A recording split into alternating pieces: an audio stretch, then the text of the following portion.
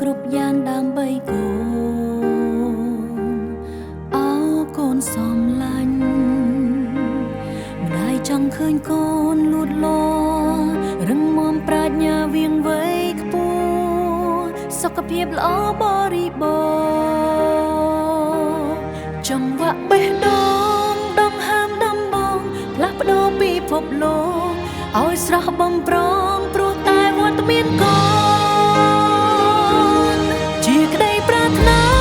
អ្នកម្ដាយតែងពងផ្ដល់ការថ្នាក់ថ្នមឲ្យលើបុត្រគ្រប់គ្នាគិតគ្រប់ជ្រុងជ្រោយគ្រប់យ៉ាងគ្រប់វេលាថែទាំពំងាមានតែស្នាមញញឹមក្តីស្រឡាញ់ម្ដា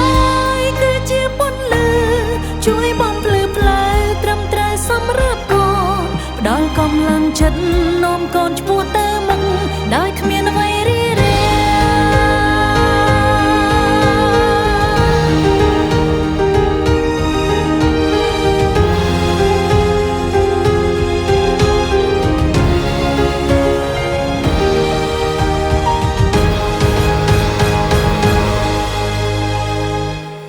ជាក្តីប្រាថ្នាអ្នកម្ដាយតែងពងផ្ដល់ការថ្នាក់ថ្នមឲ្យលើបុត្រគ្រប់គ្នាគិតគ្រប់ជ្រុងជ្រោយគ្រប់យ៉ាងគ្រប់វេលាថែទាំពំងាមានតែស្នាមញញឹមក្តីស្រឡាញ់ម្ដាយគឺជាពន្លឺជួយបំភ្លឺផ្លូវត្រឹមត្រូវសម្រាប់កូនផ្ដល់កម្លាំងចិត្តនាំកូនឆ្ពោះទៅមុខដោយគ្មានអ្វីរារាំងក្តីស្រឡាញ់ម្ដាយគឺជាពន្លឺជួយបំភ្លឺផ្លូវត្រឹមត្រូវសម្រាប់កូនដល់កម្លាំងចិត្តនាំកូនឆ្ពោះទៅមុខដោយគ្មានអ្វីរារាំងដំណើរជាម្ដាយទោះត្រូវឆ្លងកាត់ការលំបាកប៉ុណ្ណាឬត្រូវធ្វើអ្វីខ្លះនោះទេម្ដាយព្រមធ្វើគ្រប់យ៉ាងដើម្បីកូនលូតលាស់ល្អ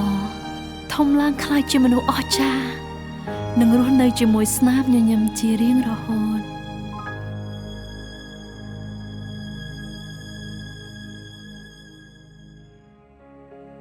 បទចម្រៀងមួយបទនេះគឺត្រូវបានសរសេរឡើង